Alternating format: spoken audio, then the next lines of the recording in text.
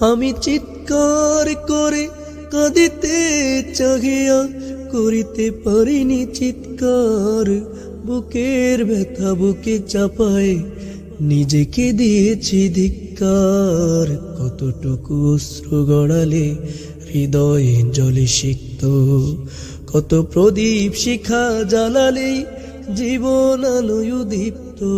কত ব্যথা বুকে চাপালে তাকে বলি আমি ধৈর্য। নির্মমতা কত দূর হলে জাতি হবে নির্লজ্জ।